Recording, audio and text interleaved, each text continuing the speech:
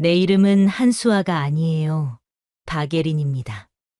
해성그룹 박재혁 회장의 딸 박예린이라고요. 다시는 내 이름을 당신의 그 더러운 입에 올리지 마세요. 차가운 지하실에 울려 퍼진 선언이었습니다. 27년간 버려진 아이로 고아로 맞고 사는 비참한 여자로 살아온 한수아가 마침내 자신의 진짜 이름을 되찾는 순간이었습니다. 하지만 이 기적 같은 순간까지 오기 위해 그녀가 걸어온 길은 피와 눈물로 얼룩져 있었습니다. 과연 그녀는 어떻게 자신이 재벌가의 잃어버린 딸이라는 사실을 알게 되었을까요? 오늘의 사연 시작하겠습니다. 다 들어보신 후 괜찮으셨다면 어디서 듣고 계시는지, 그리고 잘 들었다라는 댓글 하나 정도 남겨주실 거죠? 그럼 시작하겠습니다. 돈 내놔, 한수아. 숨겨둔 거 다 아니까 빨리 내놓으라고. 날카로운 고함과 함께 소주병이 벽에 부딪혀 산산조각이 났습니다. 유리 파편이 사방으로 튀었고 좁은 반지하 방은 순식간에 공포의 도가니로 변했습니다. 여보, 제발 그만해요. 서진이가 보고 있잖아요. 아이가 놀라잖아요. 한수아는 본능적으로 5살 딸 서진을 품에 꼭 끌어안았습니다. 하지만 돌아오는 것은 무자비한 발길질이었습니다. 아이, 그딴 게 무슨 상관이야? 내가 지금 도박비 때문에 손목이 잘리게 생겼는데 애새끼 타령이 나와? 남편 강민호는 한때 성실했던 남자였지만 도박에 손을 대면서 인간이길 포기한 악귀가 되어 있었습니다. 충혈된 눈, 술에 악취에 미쳐버린 얼굴. 강민호는 한수아의 머리채를 휘어잡고 흔들었습니다. 아, 여보 잘못했어요. 제발이요. 장롱 밑에 꼽아둔 비상금 있는 거 다 알아. 그거 내놔. 당장. 한수아는 입술을 꽉 깨물었습니다. 그 돈만은 안 되었습니다. 서진이 유치원비도 못 내서 쫓겨나고 쌀똥마저 바닥난 상황에서 아이밥이라도 먹이려고 식당 설거지를 하며 몰래 모아둔 피 같은 3만 원이었습니다. 그건 안 돼요. 서진이 밥값이에요. 제발 이것만은요. 2년이 아직도 정신을 못 차렸네. 짝! 강민호의 거친 손바닥이 한수아의 뺨을 후려쳤습니다. 한수아의 고개가 휙 돌아갔고 입안이 터져 비릿한 피맛이 느껴졌습니다. 품에 안겨있던 서진이가 자지러지게 울음을 터뜨렸습니다. 아빠, 우리 엄마 때리지 마. 시끄러워. 이개 같은 년이 어디서 소리를 질러? 강민호가 서진에게 손을 뻗으려는 순간 한수아의 눈빛이 변했습니다. 내 몸이 부서지는 건 참을 수 있어도 내 새끼 털끝 하나 건드리는 건 참을 수 없는 게 어미의 본능이었습니다. 한수아는 강민호의 팔을 물어뜯을 기세로 밀치고 서진을 번쩍 안아들었습니다. 그리고 뒤도 돌아보지 않고 현관문을 박차고 나갔습니다. 어딜 도망가? 거기 안 서. 강민호의 고함 소리가 등 뒤에서 들려왔지만 한수아는 들리지 않는 사람처럼 뛰었습니다. 밖은 비가 퍼붓고 있었습니다. 하늘에 구멍이라도 뚫린 듯 쏟아지는 폭우. 한수아는 신발을 신을 겨를조차 없었습니다. 맨발이었습니다. 차가운 시멘트 바닥의 냉기가 발바닥을 타고 올라왔고 깨진 유리 조각인지 돌인지 모를 것들이 발을 찔러댔지만 아픔조차 느껴지지 않았습니다. 오직 하나 살아야 한다. 내 새끼 살려야 한다. 그 생각뿐이었습니다. 얼마나 뛰었을까요? 강민호의 고함 소리가 더 이상 들리지 않는 골목. 어귀에 다다라서야 한수아는 쓰러지듯 주저앉았습니다. 가로등 불빛조차 희미한 쓰레기 더미 옆이었습니다. 비는 억수같이 쏟아져 한수아의 낡은 티셔츠를 적시고 서진의 얇은 내복까지 적셨습니다. 한수아는 자신의 옷을 끌어올려 아이의 머리를 감쌌습니다. 엄마 추워. 배고파. 서진이가 파랗게 질린 입술로 오들오들 떨며 말했습니다. 그 모습을 보는 한수아의 가슴은 갈기갈기 찢어지는 것 같았습니다. 미안해. 서진아, 엄마가 미안해. 엄마가 못나서. 한수아는 아이를 끌어안고 소리 없는 오열을 토해냈습니다. 고아원에서 자라 가족의 정이 뭔지도 모르고 살다가 남편 하나 믿고 가정을 꾸렸는데 그 결과가 이 참혹한 지옥이라니. 갈 곳이 없었습니다. 친정도 없고 시댁도 없고 수중에 가진 돈은 단돈 10원도 없었습니다. 이대로 비를 맞다간 아이가 폐렴이라도 걸릴 판이었습니다. 차라리 죽는 게 나을까? 이대로 눈을 감으면 편해질까? 나쁜 생각이 스멀스멀 올라오던 찰나였습니다. 거대한 천둥 소리와 함께 번개가 쳤습니다. 그 순간 한수아의 눈앞에 전봇대 하나가 환하게 비쳤습니다. 비바람에 펄럭이며 반쯤 찢겨나간 전단지 한 장. 한수아는 홀린 듯 그 전단지를 바라보았습니다. 빗물에 젖어 글씨가 번져 있었지만 굵은 매직으로 쓴 글씨만은 선명했습니다. 청담동 입주 도우미 급구, 숙식 제공, 아이 동반 가능, 월급 협의, 선불 가능, 까다로운 사모님 비위 맞출 수 있는 분만, 숙식 제공, 아이 동반 가능. 한수아의 눈이 커졌습니다. 마치 하늘이 내려준 동아줄 같았습니다. 청담동, 대한민국 상위 1%가 산다는 그곳. 자신 같은 천민은 감히 발도 들릴 수 없는 곳이지만 지금은 찬밥 더운 밥 가릴 때가 아니었습니다. 까다로운 사모님 비위, 그게 대수야. 매일 맞고 사는 것보단 낫겠지. 짐승 같은 놈 밑에서 죽는 것보단 낫겠지. 한수아는 떨리는 손으로 전단지를 뜯어냈습니다. 종이는 비에 젖어 흐물거렸지만 그 안에 적힌 주소는 한수아의 뇌리에 불로 지지듯 박혔습니다. 서진아 가자. 한수아는 퉁퉁 부어 피가 흐르는 맨발로 다시 일어섰습니다. 서진을 등에 업었습니다. 등 뒤에서 느껴지는 딸아이의 따뜻한 체온이 한수아를 일으켜 세우는 유일한 연료였습니다. 엄마가 너 따뜻한 밥 먹여줄게. 비 안 오는 곳에서 재워줄게. 약속할게. 한수아는 이를 악물었습니다. 빗물인지 눈물인지 모를 것이 얼굴을 타고 흘러내렸습니다. 한수아는 어둠 속을 향해, 아니 희미한 빛이 보이는 그곳을 향해 절뚝이며 걸음을 옮겼습니다. 그곳이 또 다른 감옥일지 아니면 기적의 성일지는 알 수 없었습니다.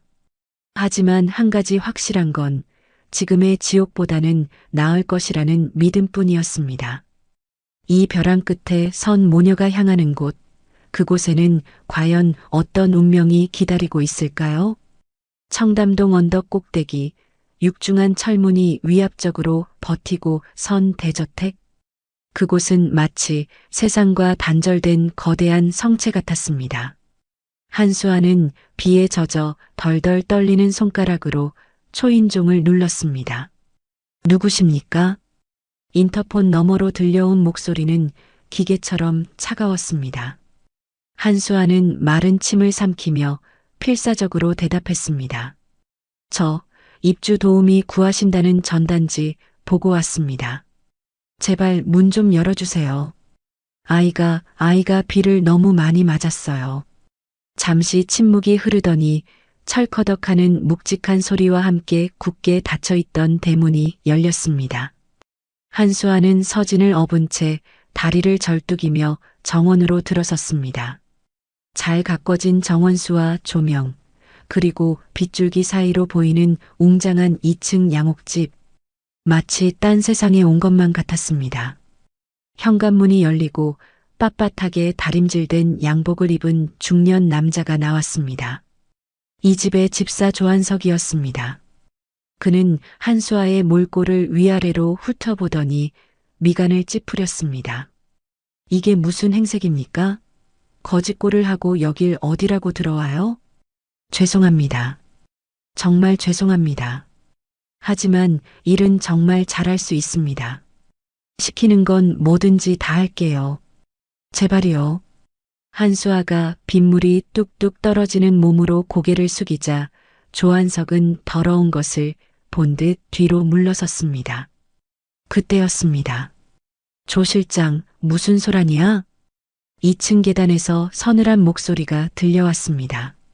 한수아가 고개를 들자 화려한 실크 가운을 입은 여인이 천천히 내려오고 있었습니다. 혜성그룹의 안주인 최유진이었습니다. 창백할 정도로 흰 피부, 깊게 팬 눈두덩이, 그리고 생기라곤 찾아볼 수 없는 메마른 눈빛. 그녀는 마치 얼음 조각상처럼 차가워 보였습니다. 사모님, 죄송합니다.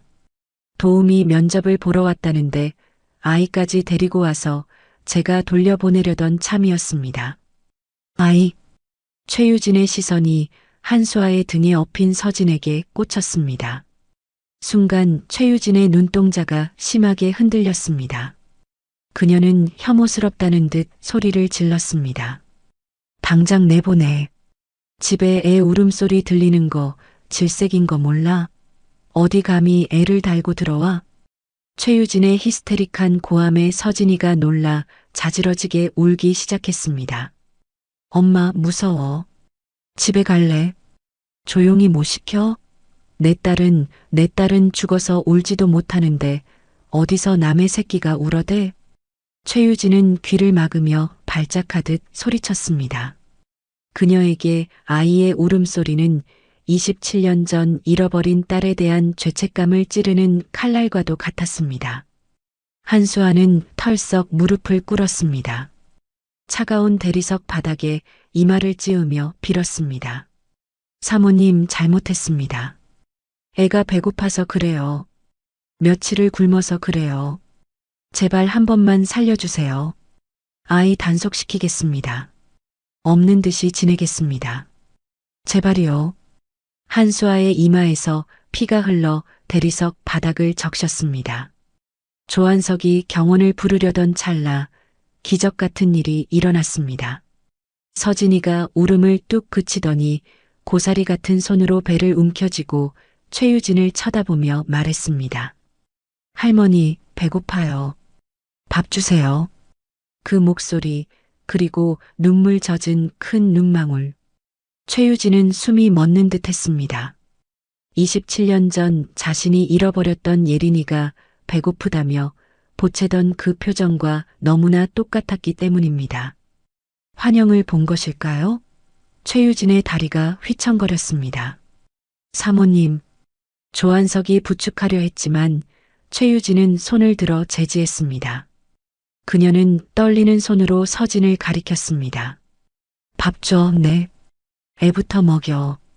시끄러워서 못 듣겠으니까. 최유진은 차갑게 쏘아붙이고는 다시 2층으로 올라가 버렸습니다. 하지만 계단을 오르는 그녀의 어깨는 미세하게 떨리고 있었습니다. 죽은 줄만 알았던 모성애가 낯선 아이의 눈망울 하나에 요동치기 시작한 것입니다. 운 좋은 줄 아시오. 조한석은 혀를 찼습니다. 그는 한수아를 하인들이 쓰는 별채 쪽방으로 안내했습니다. 곰팡내 나는 좁은 방이었지만 한수아에게는 궁전이나 다름없었습니다. 따뜻한 물이 나왔고 비를 피할 지붕이 있었습니다. 한수아는 주방 아줌마가 던져준 식은 밥덩이를 서진에게 먹이며 눈물을 삼켰습니다. 서진아, 이제 살았어. 엄마가 여기서 죽을 힘을 다해서 일할게. 너 배 안 골게 해줄게. 그날 밤 한수아는 서진을 재우고 멍든 팔뚝에 파스를 붙이며 다짐했습니다.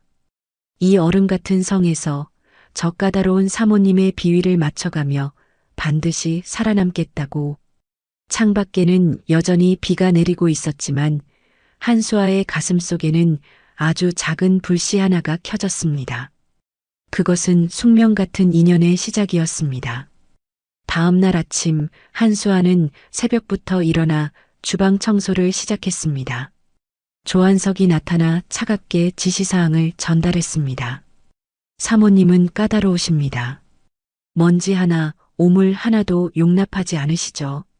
식사는 정확히 오전 8시, 오후 12시, 저녁 7시에 준비해야 합니다. 아이는 별채에서 절대 나오면 안 됩니다. 본체에서 소리라도 들리면 그날로 내쫓길 줄 아세요. 네, 알겠습니다. 명심하겠습니다. 한수아는 고개를 숙였습니다. 조한석의 눈빛이 차갑게 한수아를 훑쳤습니다. 그는 본능적으로 한수아가 이 집안의 질서를 흔들 수 있는 존재라는 것을 감지했습니다. 하지만 아직은 그저 근본 없는 도우미일 뿐이었습니다. 그리고 하나 더. 사모님 물건에는 절대 손대지 마세요. 특히 2층 안방과 서재는 청소도 제가 직접 합니다. 함부로 들어가지 마시오. 네, 그러겠습니다. 한수아는 그날부터 쉴 틈 없이 일했습니다.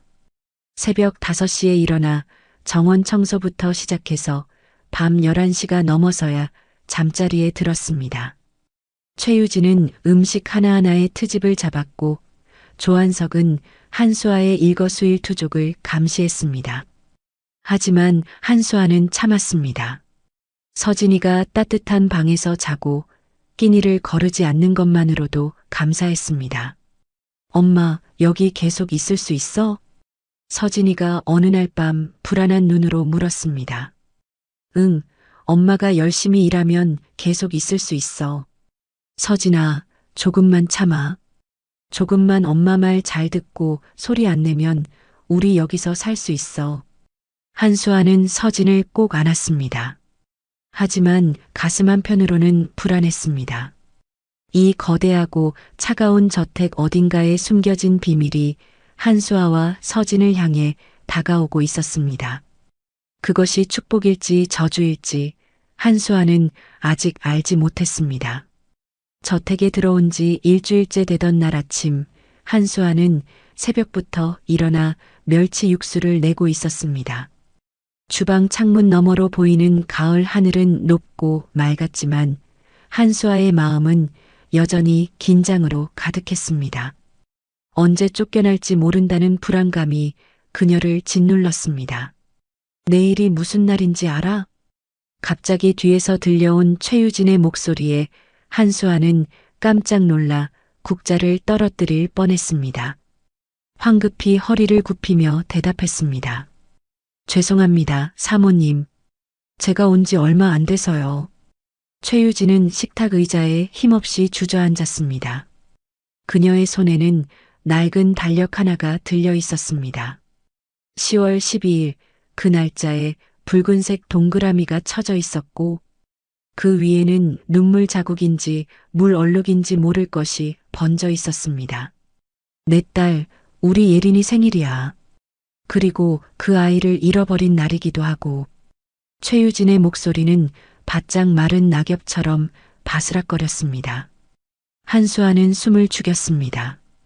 이 집안에 흐르는 냉기의 원인이 바로 이것이었구나 싶었습니다. 상을 차려. 내 딸이 와서 먹고 갈 수 있게. 최유진이 식탁 위에 무언가를 툭 던졌습니다. 검은색 신용카드였습니다. 돈은 얼마가 들어도 상관없어. 대한민국에서 구할 수 있는 제일 비싸고 좋은 재료로만 구해와.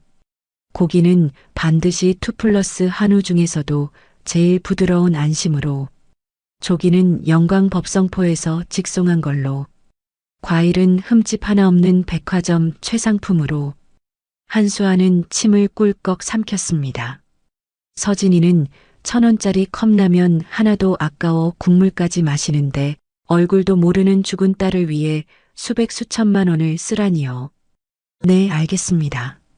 사모님, 정성껏 준비하겠습니다. 정성? 흥? 최유진이 코웃음을 쳤습니다. 가진 게 뭔지도 모르는 것이 정성을 알기나 해? 실수하지 마. 간이라도 안 맞거나 재료가 조금이라도 시원찮으면 그 길로 너희 모녀는 쫓겨날 줄 알아. 한수아는 카드를 집어들었습니다.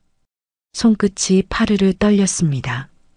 이 카드 한 장이면 빚쟁이 남편 강민호의 빚을 다 갚고도 남을 텐데요. 한수아는 씁쓸함을 삼키며 장바구니를 챙겨 들었습니다. 강남의 최고급 백화점 지하식품관 한수아의 행색은 이곳의 화려한 조명과 전혀 어울리지 않았습니다. 시장에서 산 5,000원짜리 고무줄 바지에 낡은 운동화.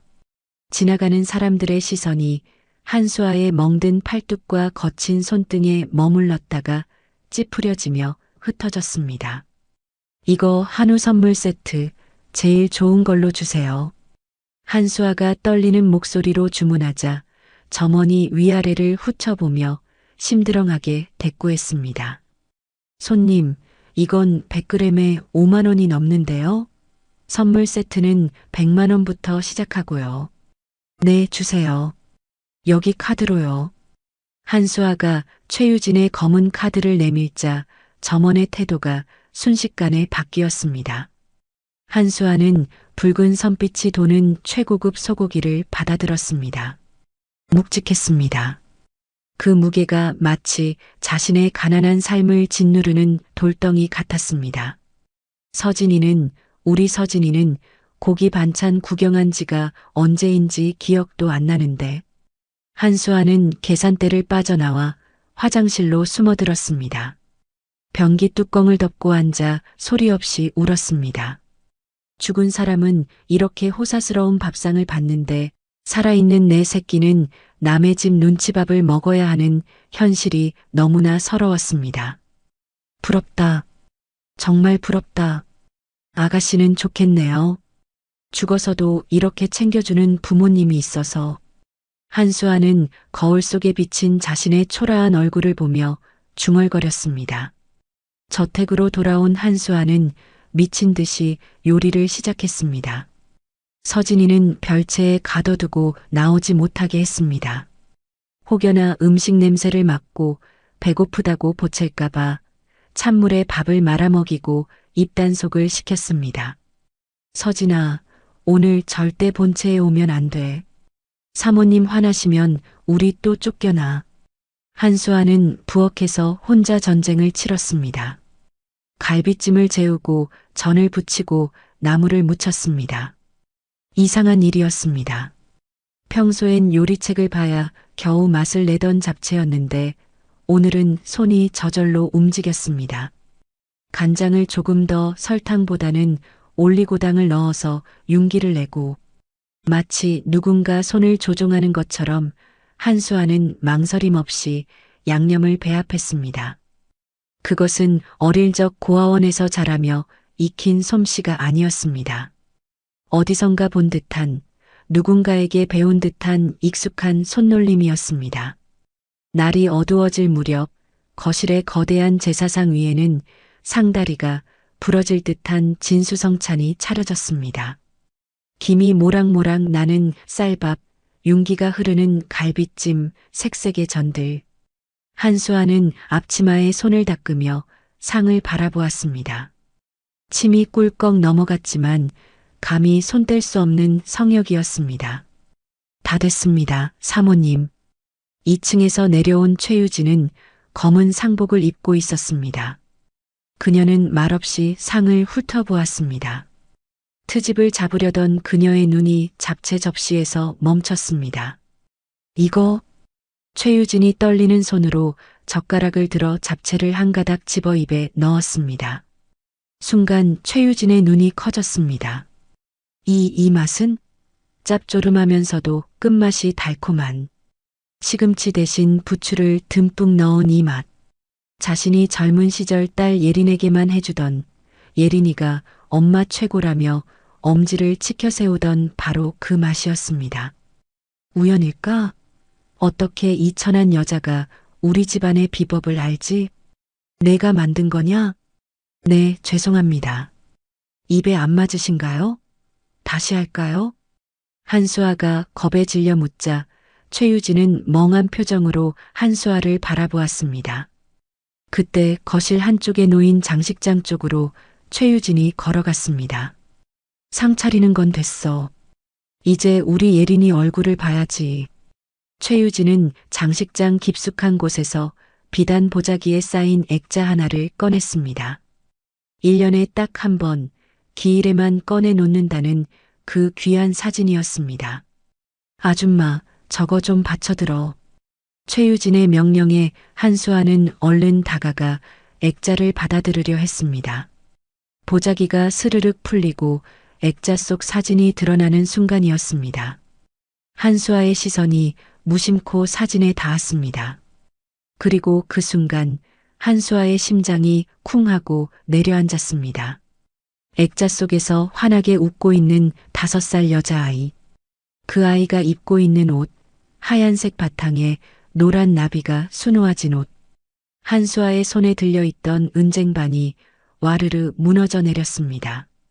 쨍그랑, 뭐하는 짓이야?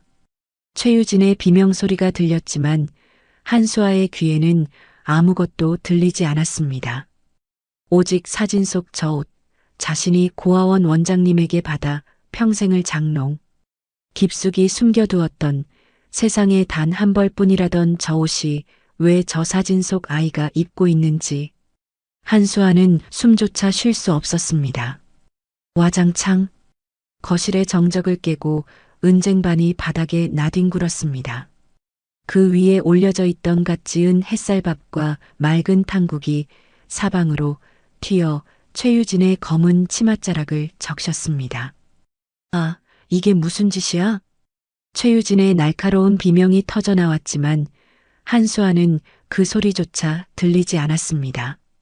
그녀의 동공은 지진이 난 듯 흔들리고 있었고 시선은 오로지 바닥에 떨어진 액자에 못 박혀 있었습니다.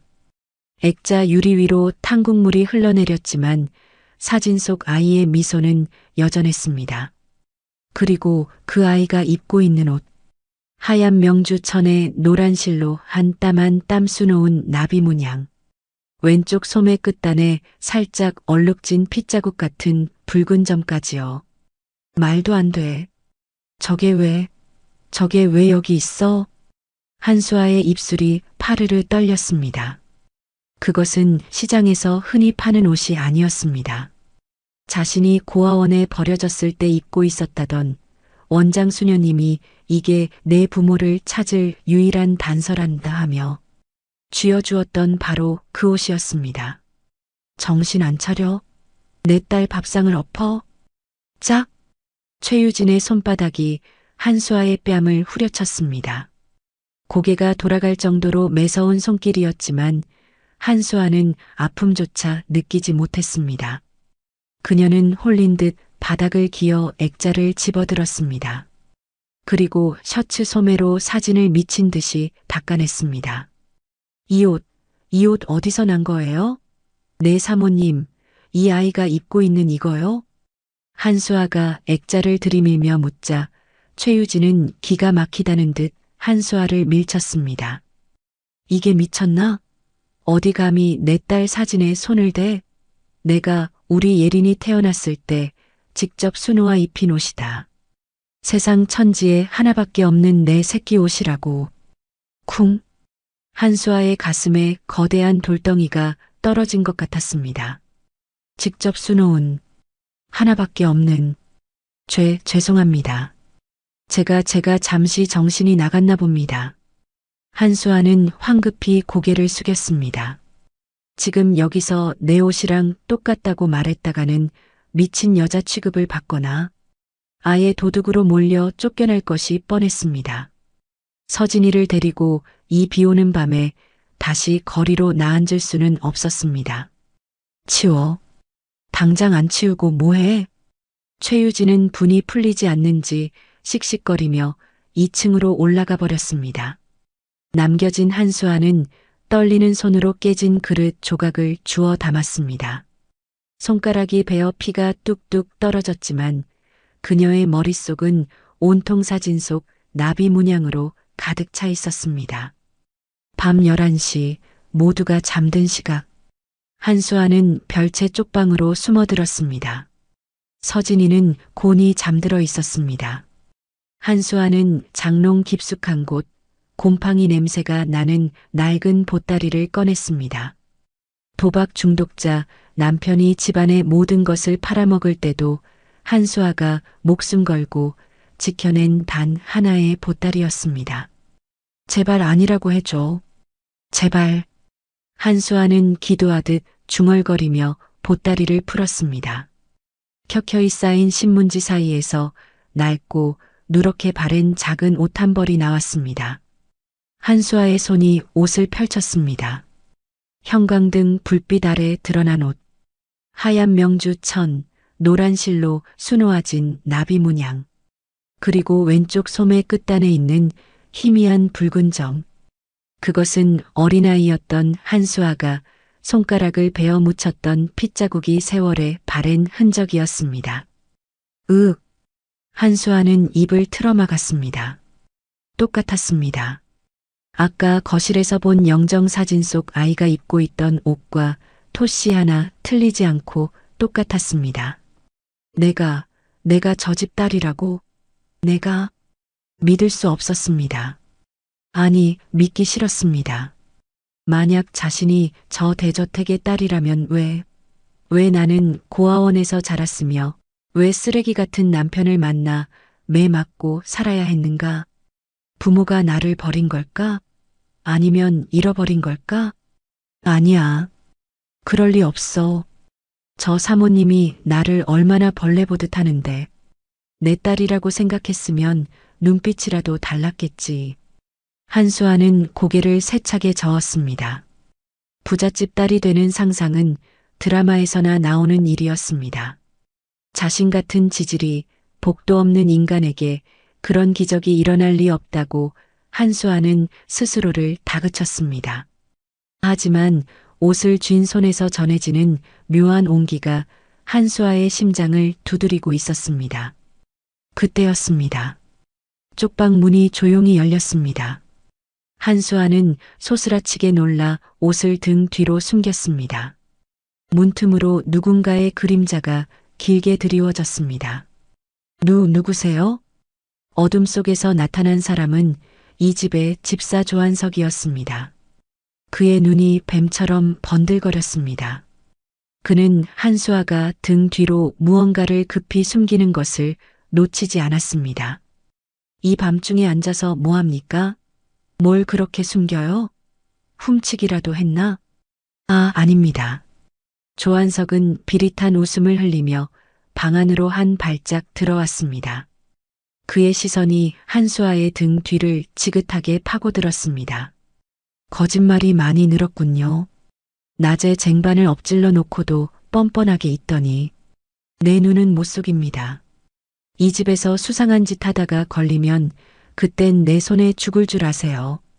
조한석은 경고를 남기고 사라졌지만 한수아는 온몸에 소름이 돋았습니다. 그는 알고 있었습니다. 한수아가 무언가 결정적인 비밀을 쥐고 있다는 것을 본능적으로 감지한 맹수 같았습니다. 한수아는 옷을 다시 신문지에 꽁꽁 싸서 장롱 밑바닥이 뜯어진 틈새로 깊숙이 밀어 넣었습니다. 들키면 안 돼. 이게 내 옷이라는 걸 들키면 도둑으로 몰릴 거야.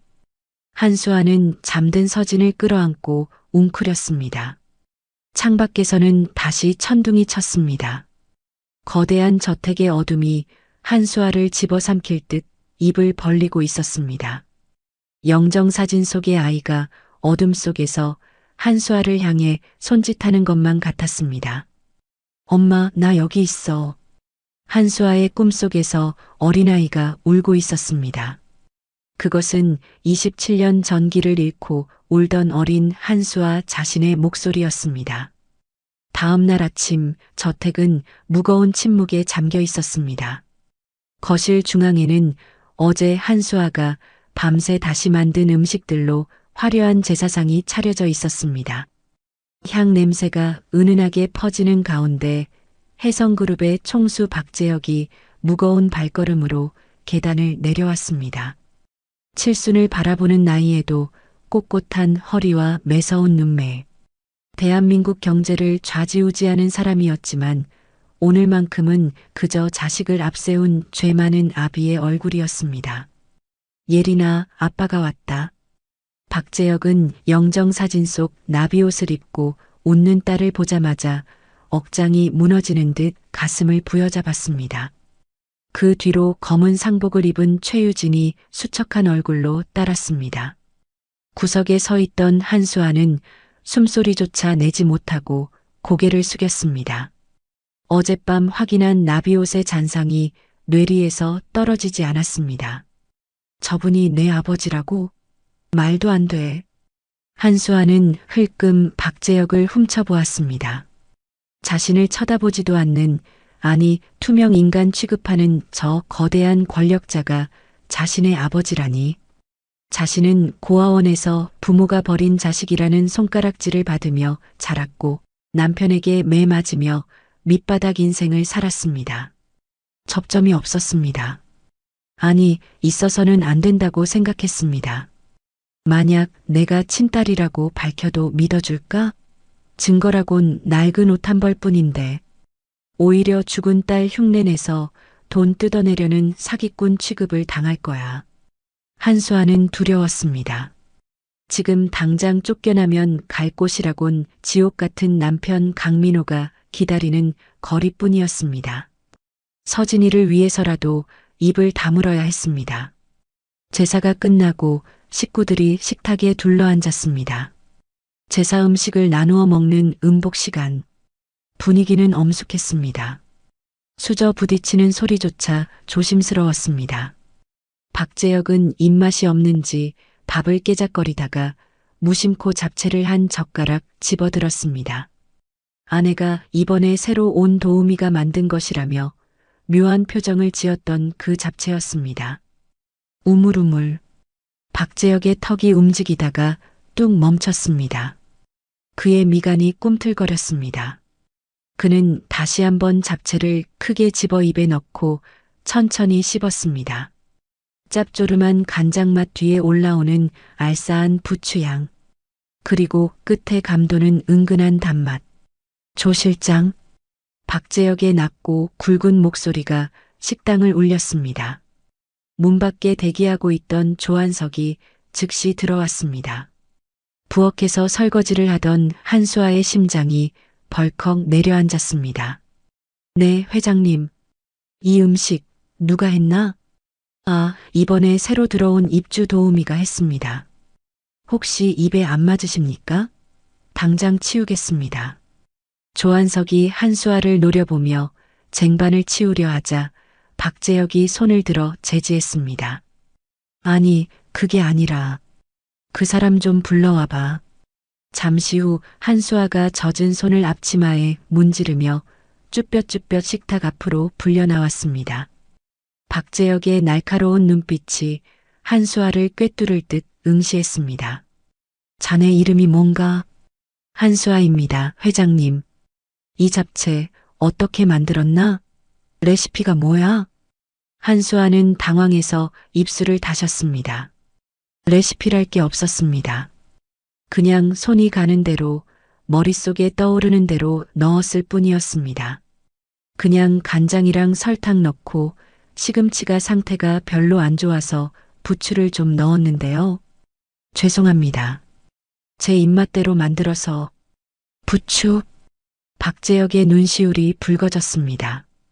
그것은 27년 전 잃어버린 막내딸 예린이가 유독 편식이 심해 시금치를 뱉어내자 최유진이 꾀를 내어 부추를 넣고 달짝지근하게 만들어 먹였던 박씨 가문만의 잡채였습니다. 그 맛을 기억하는 건 이 집 식구들과 당시 주방에서 일했던 몇몇 분뿐이었습니다. 누구한테 배웠나? 이런 식의 조리법은 흔치 않은데. 박재혁의 목소리에 떨림이 실렸습니다. 한수아는 본능적으로 위험을 감지했습니다. 여기서 모르겠어요.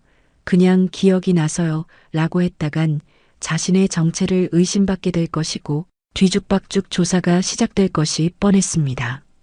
그러면 조한석 같은 사람이 가만두지 않을 것입니다. 한수아는 눈을 질끈 감고 거짓말을 했습니다. 인터넷에서 봤습니다. 요즘 유행하는 백종원 선생님 레시피를 조금 따라해 봤습니다. 죄송합니다. 아, 박재혁의 눈빛에서 기대감이 스르륵 꺼져나갔습니다. 그는 허탈한 듯 젓가락을 내려놓았습니다. 그래, 그럴 리가 없지. 인터넷에 널린 게 레시피인데 고작 음식 맛 하나로 죽은 줄 아는 딸을 떠올리다니. 내가 늙어서 노망이 들었구나. 됐다. 나가봐. 박재혁은 손을 휘저었습니다. 하지만 그의 시선은 한수아가 부엌으로 사라질 때까지 그녀의 뒷모습에서 떨어지지 않았습니다. 왜일까? 저 처진 어깨가, 저 걸음걸이가 왜 이렇게 낯익고 가슴이 아린 걸까요? 한수아는 부엌 구석에 주저앉아 가쁜 숨을 몰아쉬었습니다. 등줄기에 식은땀이 흘렀습니다. 다행이다. 안 들켰어. 하지만 가슴 한구석이 욱신거렸습니다. 방금 전 박재혁이 잡채를 먹으며 보였던 그 슬픈 눈빛.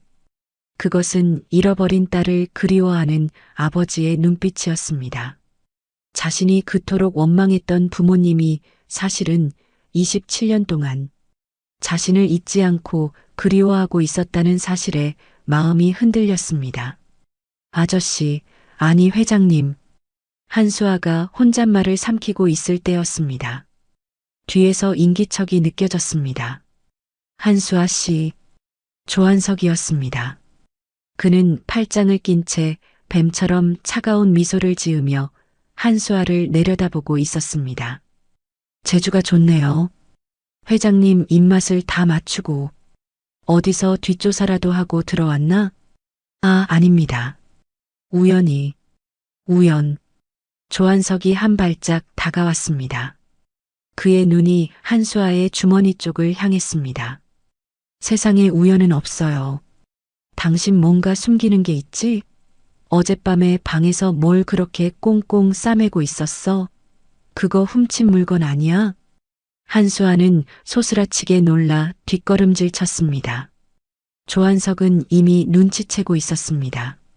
한수아가 단순한 도우미가 아니라는 것을, 그리고 그녀가 쥐고 있는 무언가가 자신의 위치를 위협할 수 있다는 것을 동물적인 감각으로 알아챈 것입니다. 경고하는데 딴 맘 먹지 마요. 이 집안 재산 노리고 들어온 꽃뱀들 내가 한둘 처리한 줄 알아? 조용히 일만 하다 나가요. 안 그러면. 조한석은 손으로 목을 긋는 신용을 해보이고는 비릿하게 웃으며 돌아섰습니다. 한수아는 다리에 힘이 풀려 주저앉았습니다. 이 거대한 저택에서 자신의 편은 아무도 없었습니다. 부모님은 바로 저 문 너머에 있지만 자신은 그들에게 다가갈 수 없는 하녀이자 의심받는 이방인일 뿐이었습니다. 그날 밤 한수아는 쪽방에서 서진을 끌어안고 나비옷을 꺼내 보았습니다. 어둠 속에서도 노란 나비 문양은 선명했습니다. 엄마가, 아빠가 나를 찾고 있었어. 한수아의 눈에서 뜨거운 눈물이 흘러 나비옷을 적셨습니다. 하지만 지금은 나설 수 없었습니다. 악랄한 조한석의 감시, 그리고 언제 닥칠지 모르는 남편 강민호의 추적.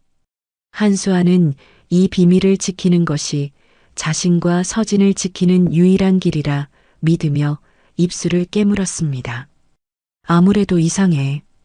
그 잡채 맛도 그렇고 눈매도 그렇고. 조한석은 어두운 복도 구석에서 정원을 쓸고 있는 한수아를 매서운 눈으로 노려보고 있었습니다. 그는 박재혁의 먼 친척 조카뻘로 겉으로는 충직한 집사 노릇을 하고 있었지만 속으로는 딴맘을 품고 있는 자였습니다. 자식이 없는 박재혁 부부가 세상을 떠나면 이 막대한 혜성그룹의 유산이 먼 친척인 자신에게 조금이라도 떨어지지 않을까 하는 검은 욕망. 그것이 그가 이 집에서 20년을 버틴 이유였습니다. 그런데 굴러온 돌 같은 식모 하나가 그 판을 흔들고 있었습니다. 박재혁이 한수아를 보는 눈빛이 예사롭지 않았고 최유진조차 한수아가 만든 음식에 홀린 듯했습니다. 동물적인 감각으로 위기감을 느낀 조한석은 결단을 내렸습니다. 확인해 봐야겠어. 저 여자가 감추고 있는 게 뭔지. 오후 2시 최유진이 낮잠에 들고 한수아가 서진을 데리고 잠시 장을 보러 나간 사이였습니다. 조한석은 주위를 살피며 한수아가 머무는 별채 쪽방으로 향했습니다. 거지 같은 냄새. 방문을 열자 훅 끼치는 곰팡이 냄새에 조한석은 코를 막았습니다. 두 사람이 누우면 꽉 찰 좁은 방. 살림살이라고는 낡은 이불과 옷 몇 가지가 전부였습니다. 조한석은 거침없이 장롱을 뒤지기 시작했습니다. 옷가지들을 바닥에 내팽개치고 이불을 들쳤습니다. 그러다 장롱 바닥에 깔린 신문지가 부자연스럽게 들떠 있는 것을 발견했습니다. 이건가? 조한석은 신문지를 걷어내고 깊숙한 틈새에 박혀있던 검은 비닐봉지를 꺼냈습니다. 묵직하지는 않았지만 무언가 꽁꽁 싸매져 있었습니다. 비닐을 벗기고 신문지를 벗겨내자 낡고 누런 옷이 나왔습니다. 조한석의 눈이 번들거렸습니다. 이게 뭐야?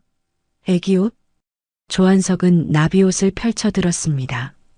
하얀 명주천에 수놓아진 노란 나비 문양. 그 순간 조한석의 머릿속에 번개 같은 기억이 스쳤습니다. 27년 전 예린이가 실종되던 날 온 집안이 발칵 뒤집혔을 때 최유진이 실신하며 외쳤던 말이 있었습니다. 나비, 우리 예린이 나비 옷 입고 나갔는데 그 옷 입고 추울 텐데. 그리고 매년 제사상에 올리던 영정 사진 속 그 옷. 조한석은 손을 부들부들 떨었습니다. 설마 진짜 살아있었어? 이 여자가 27년 전 죽은 줄 알았던 박예린이라고? 그렇다면 모든 게 설명이 되었습니다. 회장님이 느꼈던 기시감, 최유진이 느꼈던 익숙한 손맛, 핏줄이 당겼던 것입니다. 큰일이다. 조한석의 등골이 서늘해졌습니다. 만약 한수아가 친딸임이 밝혀지면 자신은 낙동강 오리알 신세가 되는 건 물론이고 그동안 회장 몰래 빼돌렸던 공금 횡령 사실까지 들통 나 감옥에 갈지도 몰랐습니다. 절대로 무슨 일이 있어도 저 여자가 이 집 딸이 되게 해서는 안 되었습니다. 하늘이 나를 돕는구만. 내가 제 발로 증거를 가지고 있었어. 조한석은 비릿한 웃음을 흘렸습니다.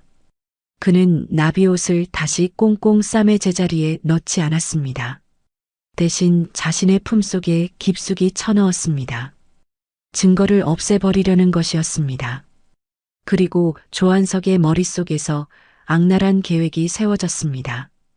유전자 검사를 할 틈도 없이 회장님이 의심할 겨를도 없이 한수아를 내쫓을 방법. 가장 확실하고 더러운 누명을 씌우는 것이었습니다. 조한석은 발소리를 죽여 본체 2층으로 잠입했습니다. 최유진의 드레스룸. 수천만 원짜리 명품 가방과 보석들이 즐비한 곳이었습니다. 조한석은 보석함 서랍을 열었습니다. 최유진이 가장 아끼는 결혼 30주년 기념으로 박재혁이 선물했던 5캐럿 다이아몬드 반지. 영롱하게 빛나는 반지를 집어든 조한석은 망설임 없이 그것을 주머니에 넣었습니다. 이게 어디서 나올까? 바로 내년 가방이지. 조한석은 다시 별채로 돌아와 한수아의 낡은 가방 깊숙한 곳에 반지를 쳐넣었습니다. 그리고 아무 일도 없었던 것처럼 옷매무새를 다듬고 밖으로 나왔습니다. 다녀왔습니다.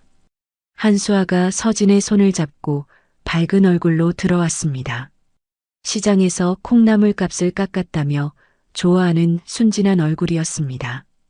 조한석은 현관에 서서 그런 한수아를 맞이했습니다. 한수아 씨 왔어요? 네, 실장님. 필요한 거 있으세요? 아니요. 오늘은 아주 특별한 일이 있을 거예요. 기대해도 좋아요. 조한석의 입가에 걸린 미소가 섬뜩했지만 한수아는 그 의미를 알지 못했습니다. 그저 방에 들어가 짐을 풀 생각뿐이었습니다. 방으로 들어온 한수아는 습관처럼 장롱 밑을 확인했습니다. 그런데 뭔가 이상했습니다. 신문지가 흐트러져 있었고 틈새가 비어 있었습니다. 한수아는 다급하게 바닥을 파헤쳤습니다. 없었습니다. 자신의 목숨보다 소중한 부모님을 찾을 유일한 증거인 나비옷이 감쪽같이 사라졌습니다. 안 돼, 안 돼. 그게 없으면. 한수아의 얼굴이 하얗게 질려가던 그때 본체에서 최유진의 찢어지는 비명소리가 들려왔습니다. 여보, 내 반지, 내 다이아 반지가 없어졌어요. 한수아의 심장이 쿵 하고 내려앉았습니다. 동시에 방문이 벌컥 열리며 조한석이 경원들을 대동하고 들이닥쳤습니다. 한수아, 나와. 내년이 훔쳐갔지. 조한석의 손가락질이 한수아를 향했습니다. 함정이었습니다. 빠져나갈 구멍이라고 없는 완벽하고도 잔인한 덫이 가여운 모녀를 덮치고 있었습니다. 이게 뭔가 설명해보게. 거실 바닥에는 한수아의 낡은 청가방이 뒤집혀 있었고 그 속에서 쏟아져 나온 잡동사니들 사이로 5캐럿 다이아몬드 반지가 영롱한 빛을 뿜으며 굴러나왔습니다. 박재혁의 목소리는 낮았지만 서리빨 같은 분노가 서려 있었습니다. 아, 아니에요. 전 모르는 일이에요. 맹세코 전 손 뗀 적 없어요. 한수아는 바닥에 납작 엎드려 호소했습니다. 억울함에 눈물이 왈칵 쏟아졌습니다. 하지만 상황은 그녀에게 불리하게만 돌아갔습니다. 증거가 이렇게 명백한데 발뺌을 해? 내가 이럴 줄 알았어. 근본 없는 여자를 집에 들릴 때부터 알아봤다고. 최유진이 가슴을 치며 소리쳤습니다. 잡채 맛에 잠시 흔들렸던 마음은 배신감으로 변해 더욱 차갑게 얼어붙었습니다. 최유진은 한수아가 자신의 추억을 이용해 환심을 산 뒤 뒤통수를 쳤다고 믿어버린 것입니다. 최 실장은 회심의 미소를 감추며 한마디 거들었습니다. 회장님, 경찰에 넘기시죠? 이런 도둑년은 콩밥을 먹어야 정신을 차립니다. 그리고 저기 저애도 공범일지 모릅니다. 앵벌이 시키듯 애를 앞세워 동정심 유발한 거 아닙니까? 한수아의 등 뒤에서 바들바들 떨고 있던 서진이가 울음을 터뜨렸습니다. 으앙, 우리 엄마 도둑 아니에요. 아저씨 나빠요. 인연이 어디서 소리를 질러. 조한석이 서진을 윽박지르며 손을 들어 올리는 순간이었습니다. 쾅, 쾅, 쾅. 저택의 육중한 철대문이 부서질 듯 울리는 굉음이 들려왔습니다. 인터폰이 미친 듯이 울려댔습니다. 누구야? 이 밤중에? 박재혁이 미간을 찌푸리며 CCTV 화면을 확인했습니다. 화면 속에는 술에 취해 비틀거리는 한 남자가 대문을 발로 차고 있었습니다. 헝클어진 머리, 충혈된 눈, 그리고 손에 들린 소주병. 한수아는 화면을 보자마자 비명을 지르며 주저앉았습니다. 그는 지옥에서 기어 올라온 악마, 남편 강민호였습니다. 문 열어. 한수아, 숨은 거 다 알아. 내 마누라 내놔. 강민호의 고함 소리가 인터폰을 타고 거실까지 생생하게 들려왔습니다. 한수아의 얼굴에서 핏기가 완전히 사라졌습니다. 심장이 터질 듯 요동쳤습니다. 어떻게 여기까지 알고 찾아왔단 말인가요? 저 사람 누구야? 최유진이 질린 표정으로 묻자 한수아는 입술을 깨물며 고개를 저었습니다. 말할 수 없었습니다. 저 인간이 내 남편이라고, 내가 저런 인간에게 매맞고 살던 여자라고 말하기엔 너무나 비참했습니다. 그때 조한석이 눈을 번뜩였습니다. 그는 기회를 놓치지 않고 대문 개폐 버튼을 눌러버렸습니다. 실장, 뭐 하는 짓인가? 박재혁이 소리쳤지만 이미 늦었습니다. 대문이 열리자마자 강민호가 고래고래 소리를 지르며 현관으로 들이닥쳤습니다. 벌컥 술 냄새와 악취가 진동하는 강민호가 거실 한복판에 섰습니다. 그는 웅장한 샹들리에와 대리석 바닥에 잠시 기가 죽는 듯 하더니 구석에 웅크리고 있는 한수아를 발견하고는 눈을 뒤집었습니다. 있었네. 이 쥐새끼 같은 년. 도망을 쳐? 내가 감히 나를 따돌리고 도망을 쳐? 내가 널 찾으려고 이 잡듯이 다 뒤졌어. 흥신소에 돈이 얼마나 깨졌는데. 강민호는 한수아를 짐짝처럼 바닥에 내동댕이 쳤습니다. 서진이가 아빠 하지 마 하며 매달렸지만 강민호는 발길질로 아이를 밀어냈습니다. 당신 뭐야? 남의 집에서 이게 무슨 행패야? 박재혁이 노성을 터뜨리며 앞을 막아섰습니다. 경호원들이 달려와 강민호의 팔을 꺾었습니다. 아이고 아이고. 사람 살려. 재벌 회장님이 서민 죽인다. 강민호는 바닥에 대자로 누워 악을 쓰기 시작했습니다. 그리고는 비열한 눈빛으로 박재혁과 최유진을 번갈아 보며 침을 뱉듯이 말했습니다. 회장님, 이 여자가 누군지나 알고 집에 들이셨어요? 2년 내 돈 훔쳐서 도망친 꽃뱀이요.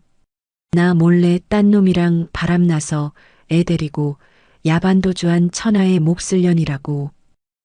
뭐라고? 최유진은 충격에 입을 다물지 못했습니다. 한수아는 고개를 세차게 저으며 절규했습니다. 아니에요. 거짓말이에요. 저 사람이 절 때려서 도박 때문에 절 팔아먹으려 해서 도망친 거예요. 회장님 믿어주세요. 하지만 강민호는 코웃음을 쳤습니다. 그의 시선이 바닥에 떨어진 다이아몬드 반지에 꽂혔습니다. 쯧쯧. 여기서도 손벌은 못 고치고 도둑질하다 걸렸네. 회장님 보셨죠? 2년 원래 이런 년입니다. 제 돈도 모자라 회장님 패물까지 털어먹으려고 들어온 겁니다. 상황은 최악으로 치달았습니다. 조한석의 누명 씌우기와 강민호의 거짓 폭로가 절묘하게 맞아떨어진 것입니다. 박재혁의 눈빛이 흔들렸습니다. 아무리 그래도 도둑질 현장이 발각된 데다 남편이라는 자가 와서 저리 떠드니 한수아를 변호할 명분이 없었습니다. 내보내.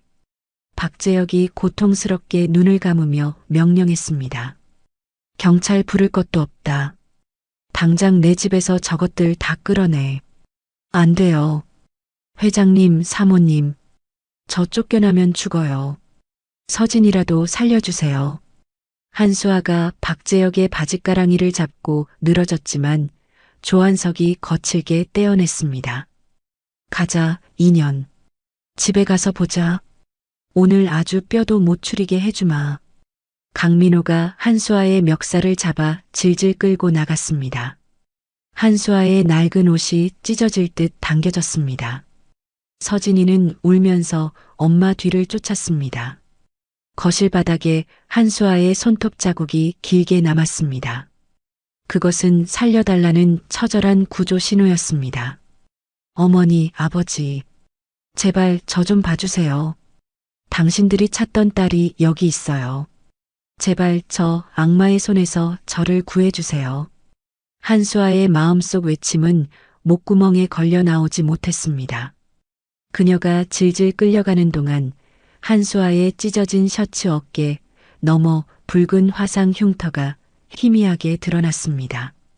27년 전 잃어버리기 직전 끓는 국물에 데어 생겼던 박재혁 부부만이 알고 있는 그 결정적인 상처가요. 하지만 흥분한 사람들 틈에서 그것을 본 사람은 아직 아무도 없었습니다. 단 한 사람 계단 위에서 이 모든 광경을 지켜보고 있던 최유진의 눈에 언뜻 붉은 자국이 스치고 지나갔을 뿐입니다. 나 이거 놓으란 말이야. 으악.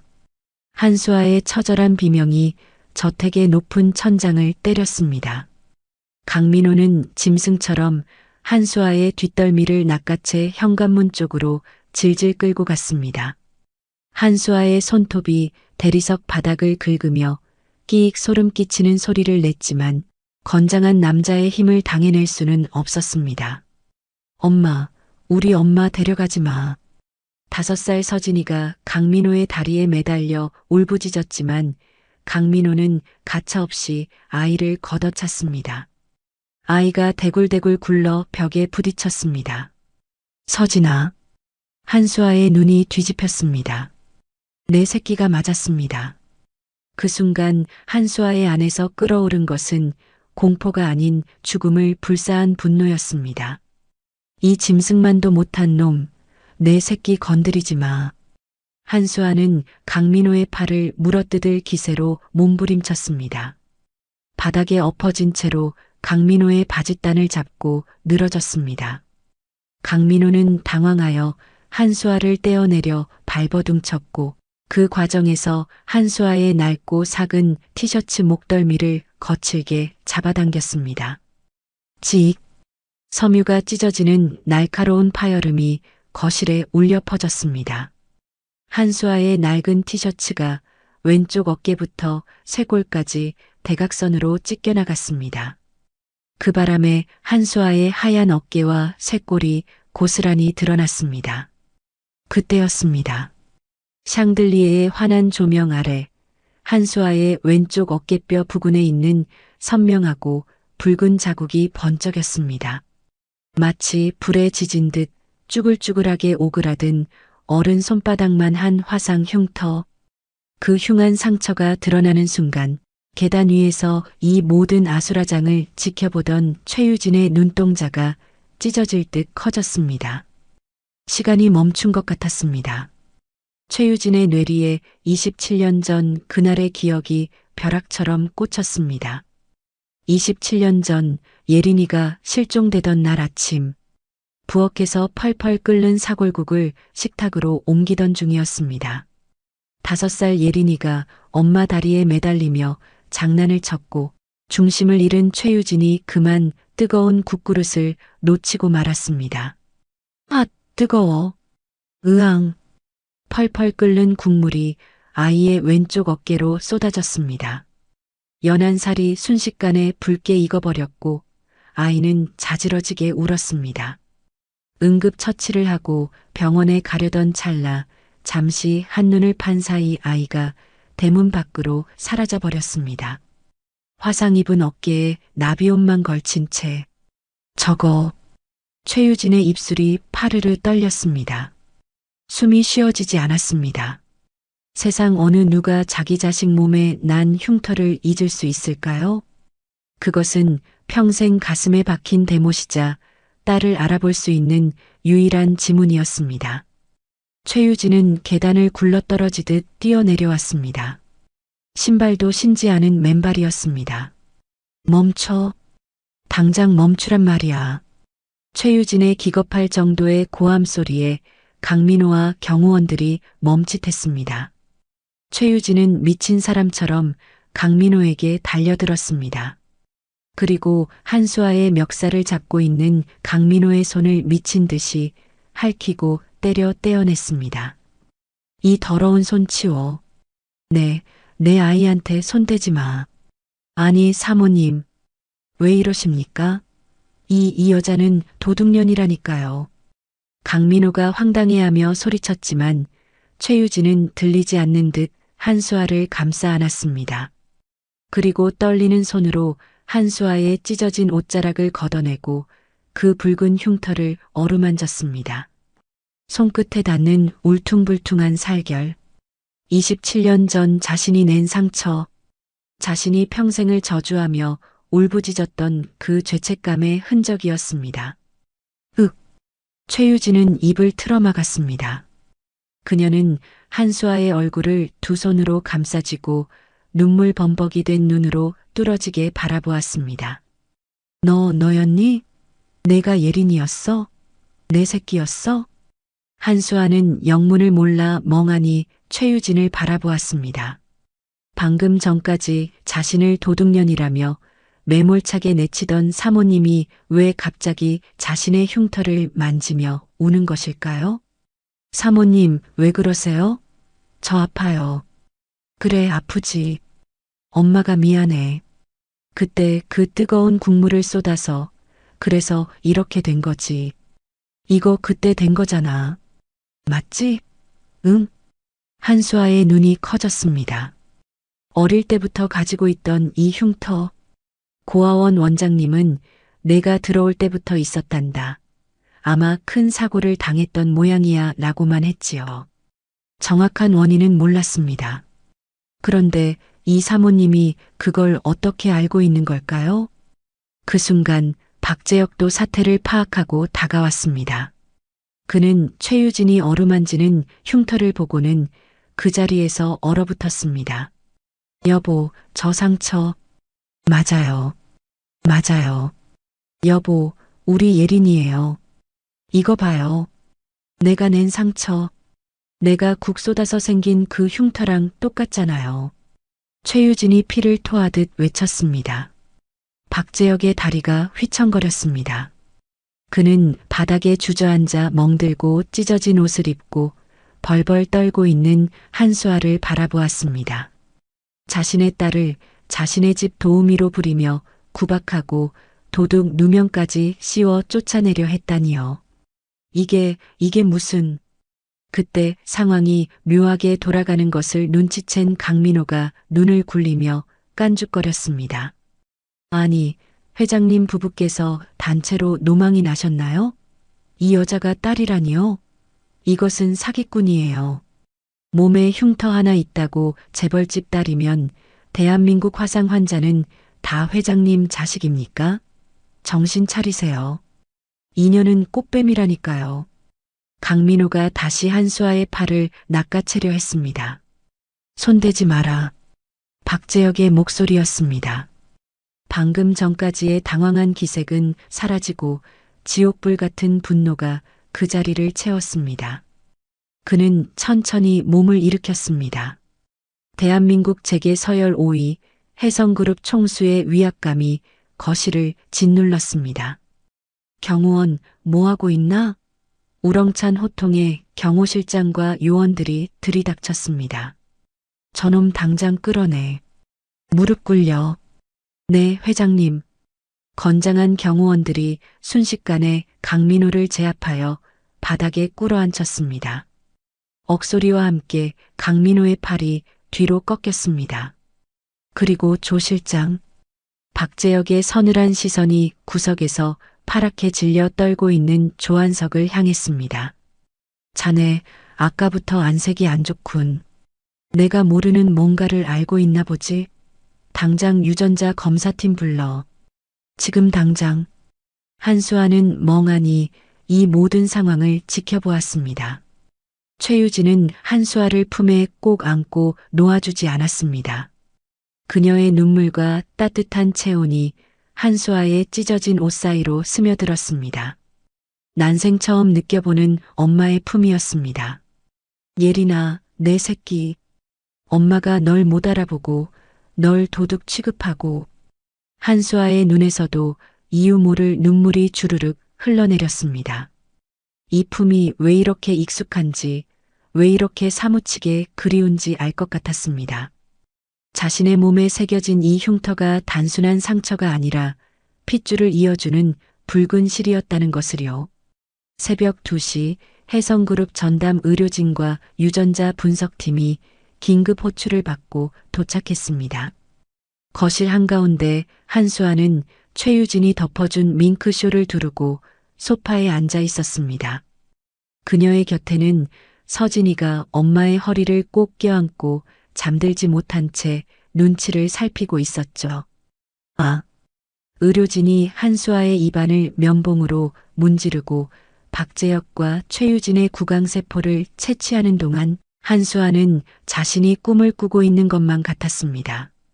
이 거대한 저택, 대한민국 최고의 재벌 회장님, 그리고 나를 보며 하염없이 눈물 흘리는 사모님.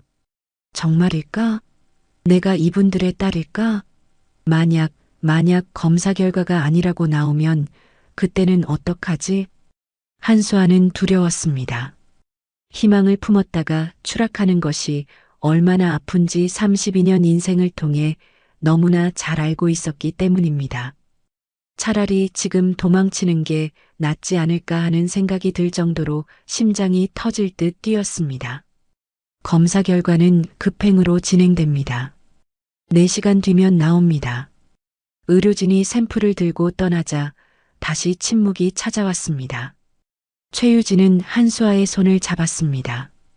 그녀의 손은 얼음장처럼 차가웠지만 한수아를 잡은 악령만큼은 절대 놓지 않겠다는 듯 강했습니다. 검사 따위 필요 없어.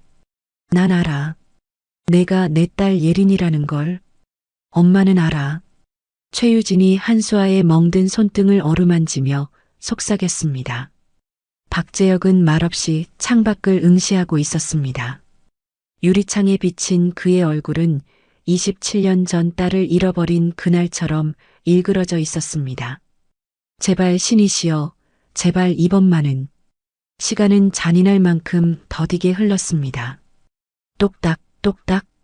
벽시계 소리가 거실을 채웠습니다. 조한석은 구석에서 바들바들 떨고 있었습니다. 만약 친자임이 밝혀지면 나비옷을 훔치고 반지를 넣어 누명을 씌운 자신의 죄가 드러나는 건 시간 문제였기 때문입니다. 제발 아니라고 나와라. 그냥 닮은 사람이라고 나와라. 조한석은 속으로 악마 같은 기도를 올렸습니다. 어느덧 창밖이 밝아오기 시작했습니다. 아침 7시 저택의 초인종이 울렸습니다. 딩동.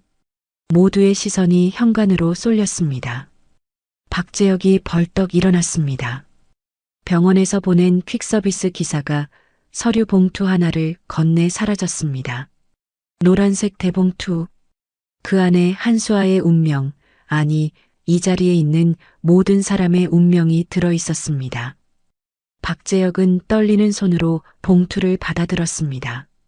손이 너무 심하게 떨려 봉투를 뜯지 못할 정도였습니다. 여보, 당신이 봐요. 난 무서워서 못 보겠어. 최유진이 한수아를 껴안으며 고개를 돌렸습니다. 박재혁은 마른 침을 삼키고 봉투 입구를 찢었습니다. 종이 찢는 소리가 천둥 소리처럼 크게 들렸습니다.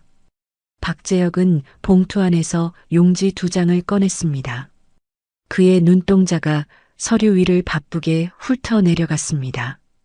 복잡한 유전자 그래프와 수치들, 그리고 맨 마지막 장 하단에 적힌 굵은 글씨. 박재혁의 시선이 그곳에 멈췄습니다. 정적? 숨막히는 정적이 1초, 2초, 3초 흘렀습니다. 갑자기 박재혁의 어깨가 들썩이기 시작했습니다. 종이를 쥔 손이 구겨질 듯 힘이 들어갔습니다. 그의 입에서 짐승이 울부짖는 듯한 신음이 터져 나왔습니다. 여보, 왜 그래요? 네, 아니에요? 아닌 거예요? 최유진이 비틀거리며 일어나 남편에게 다가갔습니다. 한수아도 숨을 멈추고 박재혁을 바라보았습니다. 박재혁은 대답 대신 종이를 들어 아내와 한수아에게 보여주었습니다. 눈물로 얼룩진 시야 속으로 선명한 글자가 들어왔습니다. 친자 관계가 성립. 일치율 99.999%. 아. 최유진은 외마디 비명을 지르며 그 자리에 실신하듯 주저앉았습니다. 한수아는 멍하니 그 숫자를 바라보았습니다. 99.999%. 세상 그 무엇보다 확실한 숫자. 자신이 버려진 아이가 아니라 잃어버린 아이였다는 증명. 자신에게도 부모가, 그것도 나를 애타게 찾던 부모가 있다는 사실이었습니다. 예린아. 박재혁이 와락 한수아를 끌어안았습니다.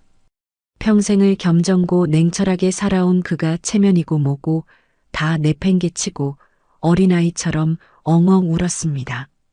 내 새끼, 내 딸 예린아. 아빠가 죽을 놈이다.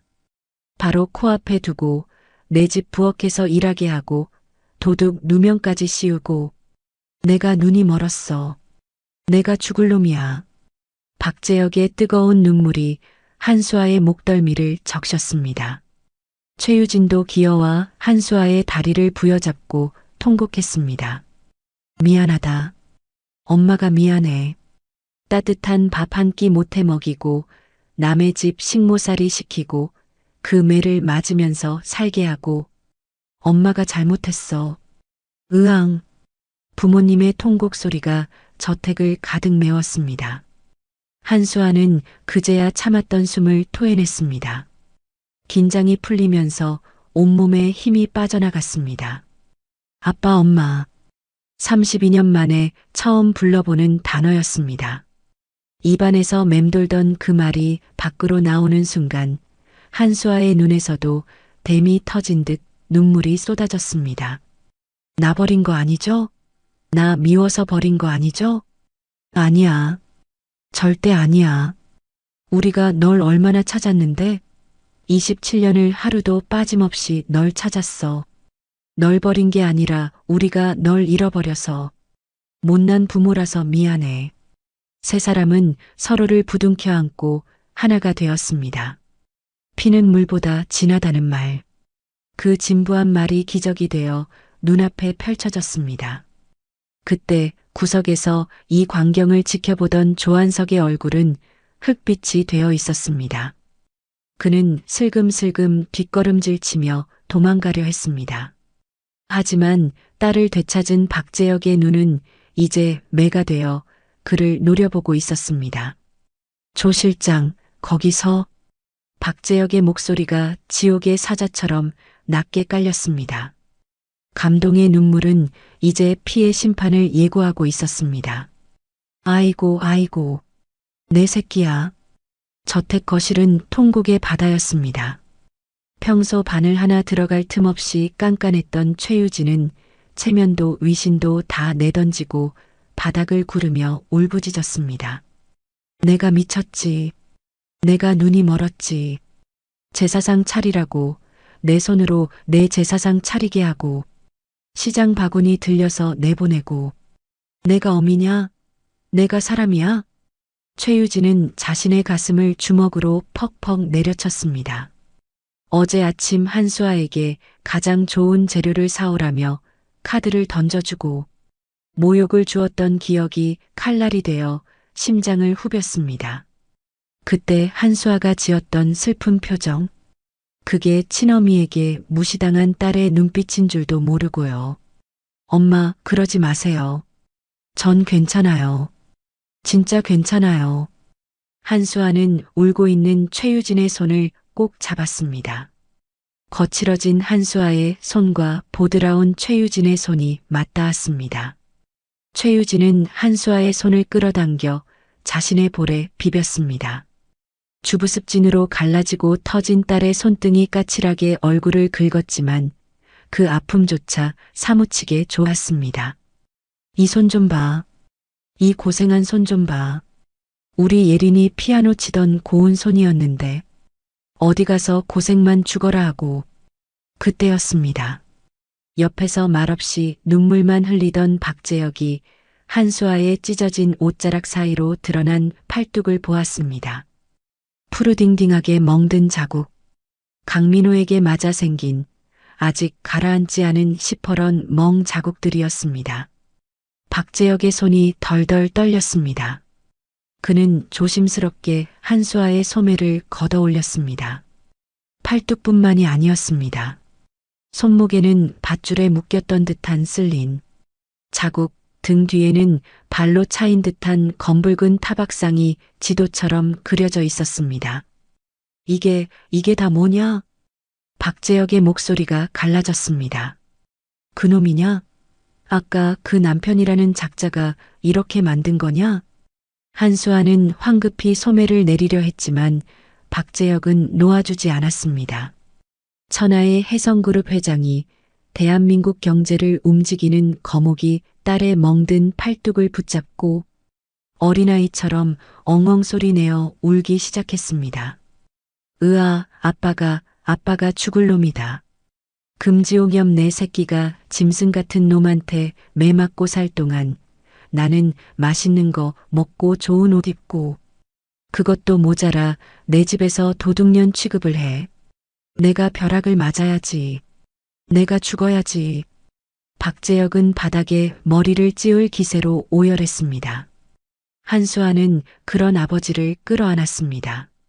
아빠 울지 마세요. 저 이제 안 맞아요. 아빠가 구해줬잖아요. 엄마가 구해줬잖아요. 그래. 이제 아무도 너 못 건드린다. 누구든 내 딸 털끝 하나 건드리면 내가 가만 안 둔다.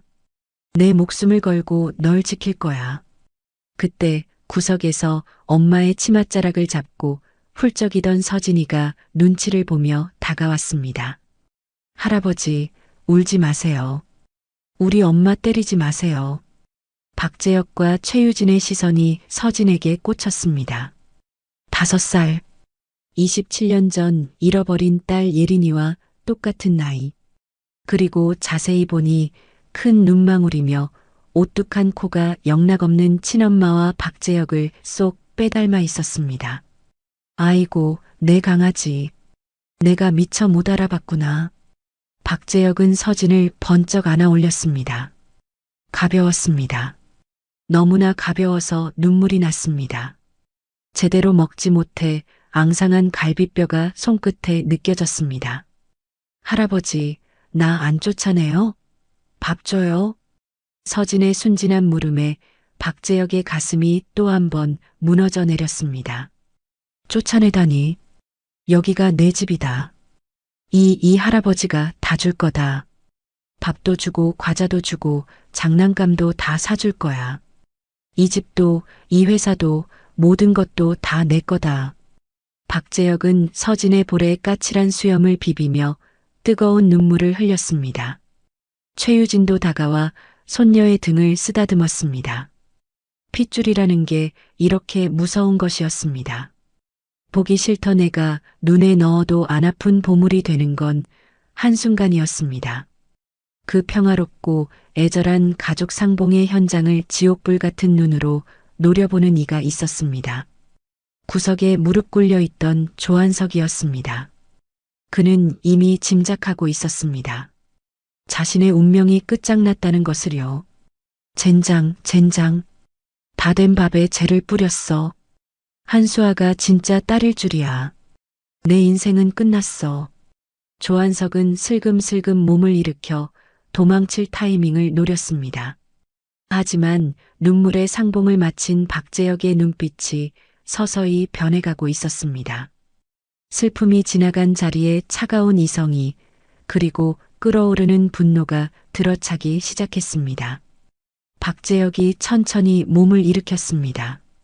한수아의 어깨를 감싸 안은 채 그는 시선을 돌려 구석에 있는 조한석을 응시했습니다. 마치 먹잇감을 노려보는 맹수의 눈빛이었습니다.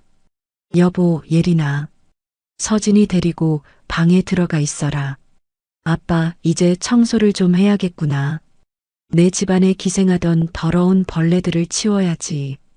박재혁의 목소리는 낮았지만 저택 전체를 울릴 만큼 묵직했습니다. 그는 주머니에서 휴대폰을 꺼내 어디론가 전화를 걸었습니다. 김 변호사인가? 지금 당장 법무팀 전원 소집해. 그리고 검찰총장한테 내 이름으로 연락 좀 넣게. 잡아넣어야 할 놈들이 아주 많다고. 통화를 마친 박재혁이 조한석에게 다가갔습니다. 조한석은 사시나무 떨듯 떨며 뒷걸음질 쳤습니다. 회장님. 저기 오해가. 짝. 박재혁의 손바닥이 조한석의 뺨을 쳤습니다. 억소리도 내지 못하고 조한석이 바닥에 나뒹굴었습니다. 오해? 내 딸 나비옷을 훔쳐간 게 오해냐? 내 딸 가방에 반지 쑤셔 넣은 게 오해냐? 감히 내 핏줄을 가지고 장난을 쳐? 박재혁의 분노가 폭발했습니다. 이제 눈물의 시간은 끝났습니다. 딸과 손녀를 지옥으로 몰아넣었던 악마들을 향한 처절하고도 무자비한 응징의 시간이 다가오고 있었습니다. 저택의 지하실, 평소엔 와인 창고로 쓰이던 서늘한 공간이 오늘은 죄인들을 단죄하는 심판대가 되어 있었습니다. 박재혁은 비서가 가져온 의자에 앉아 바닥에 널브러진 두 남자를 싸늘하게 내려다보았습니다. 조한석과 강민호였습니다. 회장님, 제가 잘못했습니다. 20년입니다. 제가 이 집안을 위해 개처럼 일한 세월이 20년이라고요. 한 번만 용서해 주십시오. 조한석은 이마가 깨질 듯 바닥에 머리를 찌으며 빌었습니다. 하지만 박재혁의 눈빛에는 자비란 없었습니다. 개처럼 일해? 아니지. 쥐새끼처럼 갉아먹었지. 박재혁이 손짓하자 김 변호사가 두툼한 서류 뭉치를 조한석 면전에 던졌습니다. 서류가 흩날리며 조한석의 치부가 낱낱이 드러났습니다. 법인 카드 유용, 식자재 납품업체 리베이트, 거기다 내 금고에서 야금야금 빼돌린 현금까지. 내가 모를 줄 알았나? 내 놈이 내 피부치인 척하며 꼬리를 흔들 때마다 역겨웠지만 그래도 피부치라고 봐줬어. 그런데 감히 내 딸의 나비옷을 훔쳐 내 아내의 반지를 훔쳐서 내 딸을 도둑으로 몰아? 박재혁의 목소리가 쩌렁쩌렁 울렸습니다. 내 놈이 건드린 건 단순한 옷가지가 아니야. 우리 부부의 27년 피눈물이고 내 딸의 인생이야. 김 변호사, 뭐하고 있나? 네네. 회장님, 횡령, 절도 사문서 위조, 무고죄로 고소장 접수했습니다. 빼돌린 돈은 민사소송을 통해 이자까지 쳐서 전액 환수할 예정입니다. 조한석 명의로 된 아파트, 차, 통장 전부 가압류 들어갔습니다. 지금 당장 나가시면 갈 곳도 쓰실 돈도 없을 겁니다. 신용불량자가 되실 테니까요. 아, 안 돼. 회장님, 제발. 조한석은 거품을 물고 쓰러질 듯 했습니다.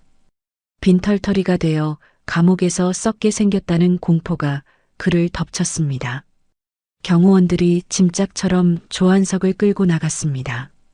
그의 비명소리가 지하실 복도를 타고 멀어졌습니다. 이제 남은 건 강민호였습니다. 그는 아직도 상황 파악이 덜 된 듯 술이 덜 깬 눈으로 건들거렸습니다. 이보시오, 회장님. 남의 집안일에 너무 깊게 관여하는 거 아니요? 저 여자가 회장 딸이면 다야? 어쨌든 내 마누라잖아요. 법적으로 부부라고. 내가 데려가겠다는데 당신이 무슨 권리로 막아? 강민호는 뻔뻔하게 고개를 치켜들었습니다. 박재혁은 기가 차다는 듯 허허 웃음을 터뜨렸습니다. 부부? 그래, 법적으로는 그렇지. 박재혁이 천천히 몸을 일으켜 강민호 앞으로 다가갔습니다. 그리고 강민호의 눈을 똑바로 응시하며 말했습니다. 하지만 그 법이 너를 지옥으로 보내는 가장 확실한 도구가 될 거다. 박재혁이 다시 손짓했습니다. 이번에는 더 두꺼운 서류 뭉치가 탁자 위에 놓였습니다. 그것은 강민호의 모든 것이었습니다. 내 놈이 진 도박빚, 원금만 3억이더군. 사채업자들한테 쫓기고 있지? 손목이 잘리네 만회하면서 말이야. 강민호의 눈동자가 흔들렸습니다. 그걸 어떻게 알았지? 내가 샀다. 내가 사채업자한테 빚진 채권. 내가 전부 사들였다고. 이제 너의 채권자는 나다. 강민호의 얼굴이 사색이 되었습니다.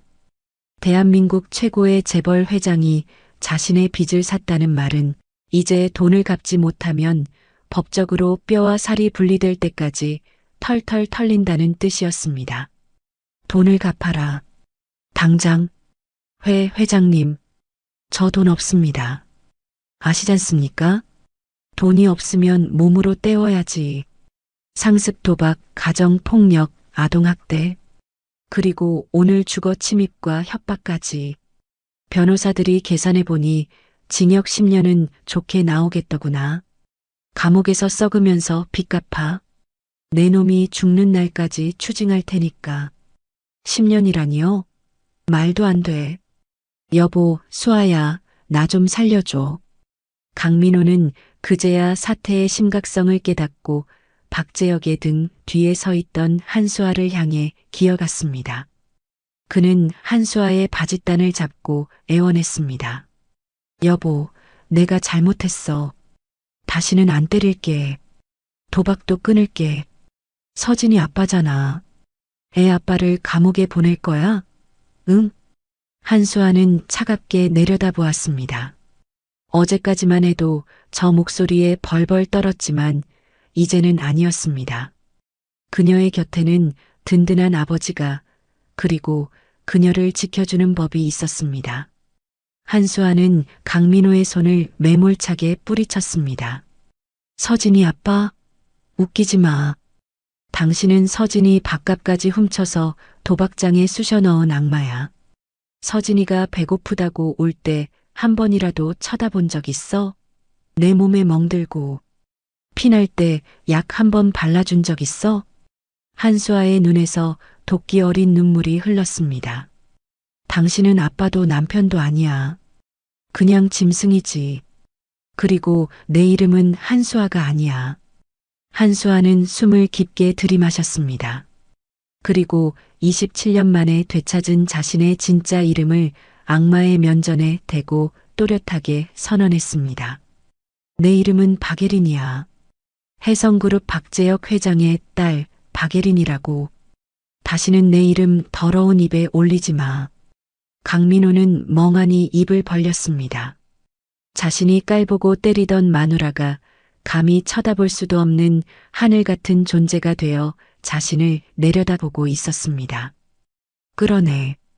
박재혁의 명령에 경호원들이 강민호를 개 끌듯 끌고 나갔습니다.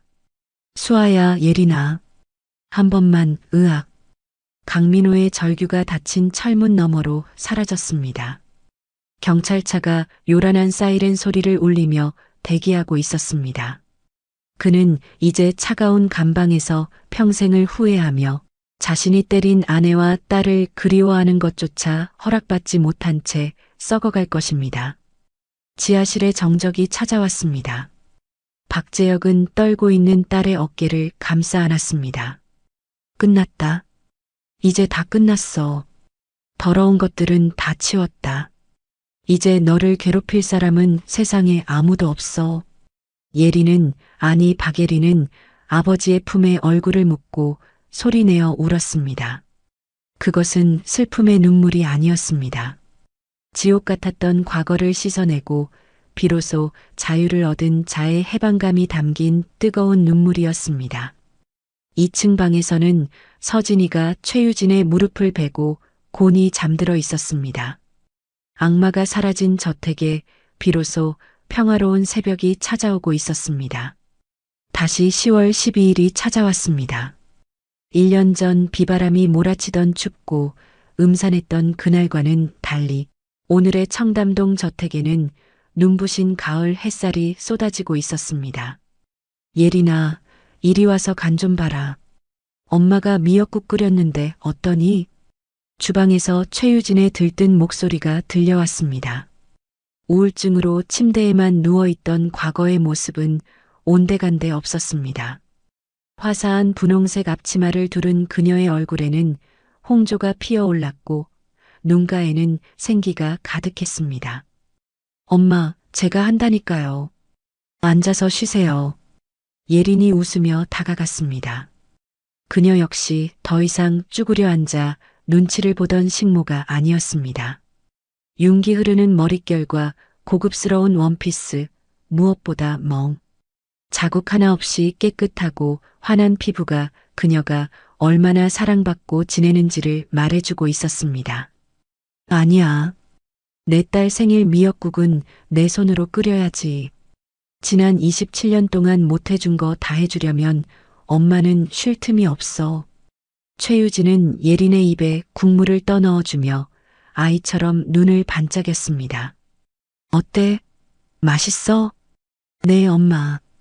세상에서 제일 맛있어요. 예린의 눈가가 촉촉해졌습니다. 작년 오늘 주방 구석에서 몰래 눈물 젖은 찬밥을 삼키며 죽은 딸은 좋겠다고 부러워했던 기억이 스쳐 지나갔습니다. 그때는 상상조차 못했습니다.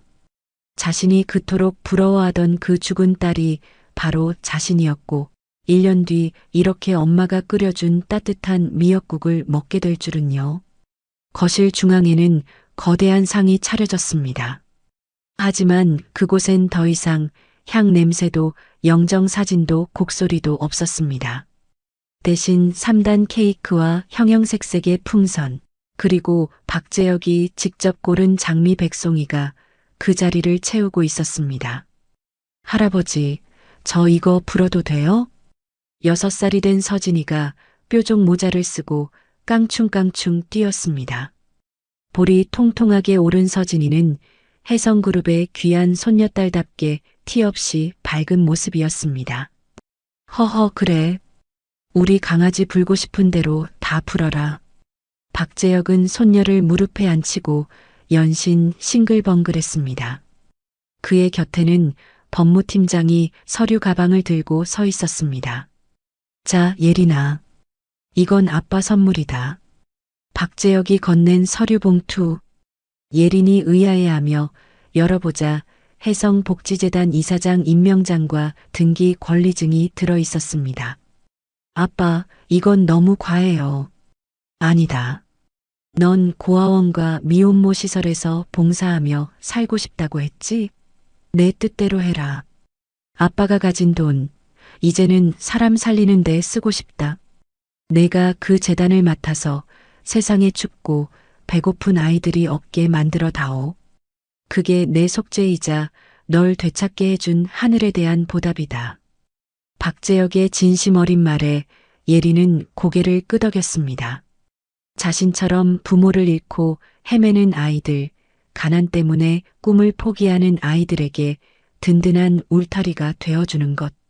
그것이 예린이 꿈꾸던 새로운 삶이었습니다. 생일 축하합니다. 사랑하는 우리 딸 생일 축하합니다. 온 가족이 손을 치며 노래를 불렀습니다. 예린은 촛불을 끄기 전 두 눈을 감고 소원을 빌었습니다. 더 이상 빌 소원이 없었습니다.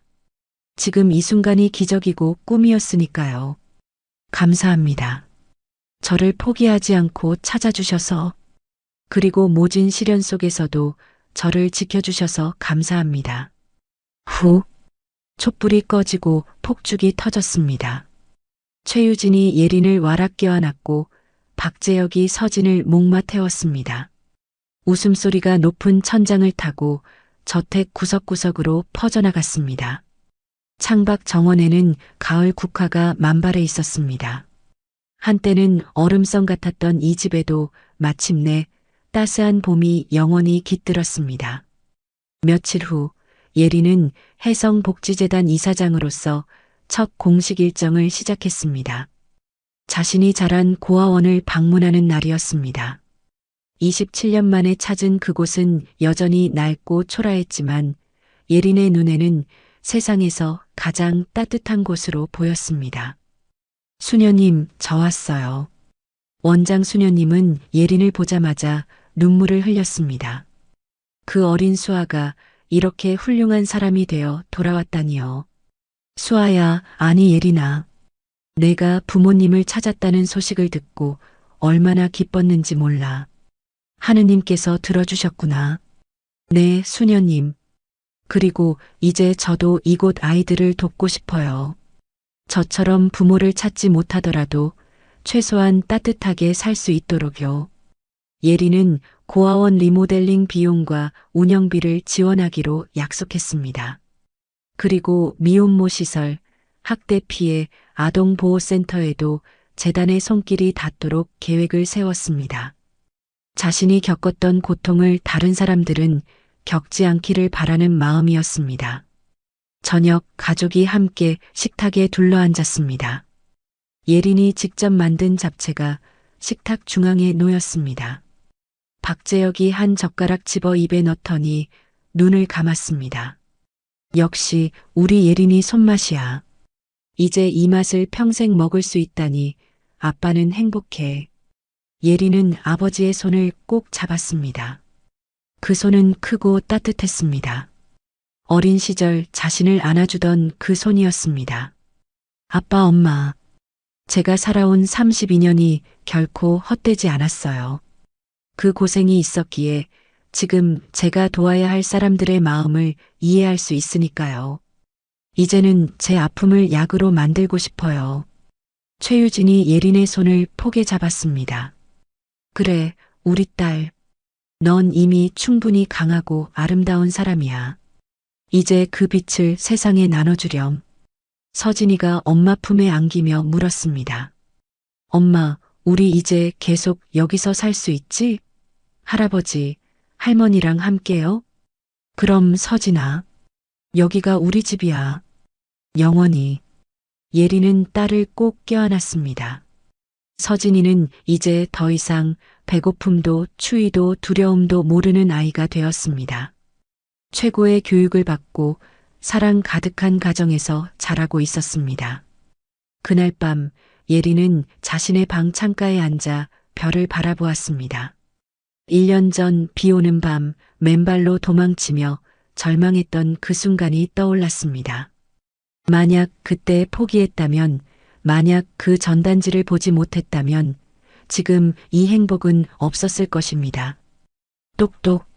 문을 두드리는 소리에 예린이 돌아보자 박재혁과 최유진이 서 있었습니다. 예린아, 아직 안 자니? 네, 아빠 엄마. 그냥 생각을 좀 하고 있었어요. 두 사람은 예린의 양옆에 앉았습니다. 박재혁이 딸의 어깨를 감싸 안았습니다. 예린아, 아빠가 27년 동안 널 찾으며 배운 게 있어. 절대 포기하지 말라는 거야. 우리가 널 찾을 수 있었던 건 단 하루도 포기하지 않았기 때문이야. 최유진도 예린의 손을 잡았습니다. 그리고 엄마가 배운 건 사랑은 결코 사라지지 않는다는 거야. 내가 어디 있든 누구와 살든 엄마의 사랑은 항상 너와 함께 있었어. 예린의 눈에서 눈물이 주르륵 흘렀습니다. 하지만 이번엔 슬픔이 아닌 감사의 눈물이었습니다. 아빠, 엄마, 저도 배웠어요. 아무리 어두운 밤도 끝이 있고 아무리 추운 겨울도 봄이 온다는 거요. 그리고 가족이라는 이름의 사랑은 시간도 거리도 넘어선다는 거요. 세 사람은 서로를 껴안고 한참을 그렇게 있었습니다. 창밖으로 보이는 서울의 야경이 반짝였습니다. 저 수많은 불빛 중 어딘가에는 예린처럼 고통받는 사람들이 있을 것입니다. 하지만 이제 예린은 알았습니다. 희망을 잃지 않으면 반드시 빛이 온다는 것을요. 고된 시집살이와 가정 폭력 그리고 가난.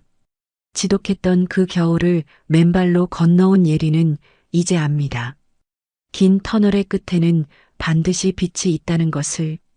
그리고 가족이라는 이름의 등불은 비바람이 쳐도 결코 꺼지지 않는다는 사실을 말입니다.